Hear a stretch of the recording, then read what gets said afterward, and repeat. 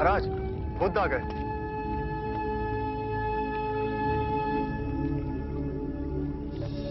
प्रणाम। एक विनती है आपसे। कहिए राजन। पिछले कई दिनों से मेरे स्वप्न में मेरे पिताश्री आ रहे हैं। मैंने ब्राह्मणों से भी इसका अर्थ पूछा तो उनका कहना था कि तुम्हारे पिताश्री को शांति नहीं मिली, उनके लिए पूजा करनी होगी, यज्ञ संपन्न करना होगा। आप तो परम ज्ञान का स्वरूप है, तो विनती है आपसे कि पूजा विधि आप ही के हाथों से हो।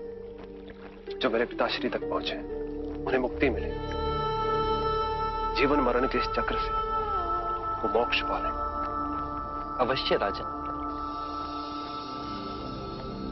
आप मिट्टी के 2 घड़े मंगवाइए, एक में घी भरवाइए और एक घड़े में कंकड़ पत्थर भरवाइए, और उन दोनों घड़ों के मुंह कपड़े से बंधवा दीजिए और उन्हें लेकर नदी के तट पर आइए। मैं वहीं आपकी प्रतीक्षा करूंगा। मैं भी इसका प्रबंध करता हूं महाराज।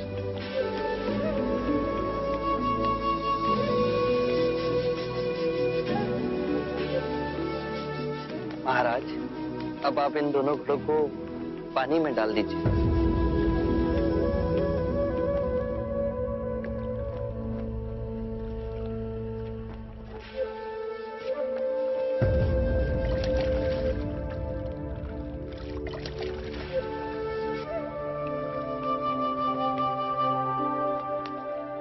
महाराज, अब इन दोनों घड़ों को आप तोड़ दीजिए।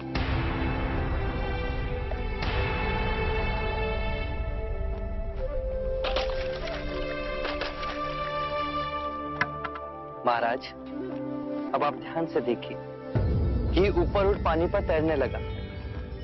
अब बताइए, मेरे या किसी और के पूजा पाठ करने से क्या ये घी नीचे बैठ सकता है?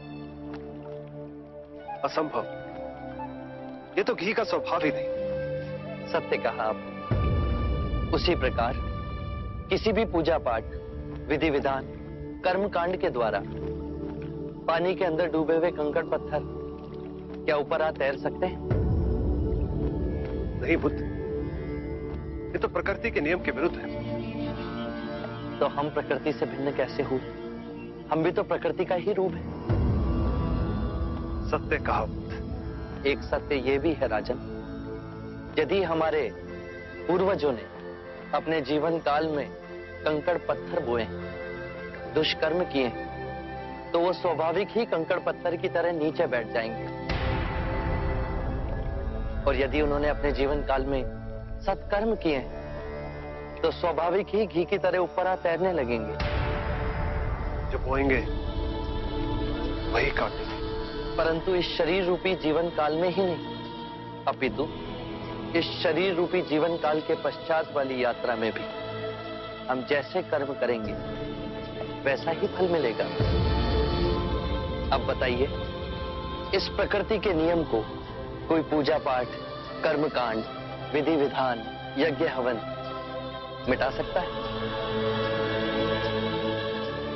राजन, मैं भी इसको नहीं बदल सकता। केवल अच्छे कर्म ही मनुष्य की मुक्ति का द्वार खोलेंगे। ये कैसी तलवार है आपके हाथ में जो एक क्षण में सारे झूठ काट केवल ज्ञान को प्रकाशित करती है। ना जाने कितने जन्मों और भटकता में यदि आपकी कृपा ना होती, इस एक क्षण में आपने अपनी अदृश्य तलवार से मेरे अहंकार का सर भी काट दिया। धन्य है प्रभु।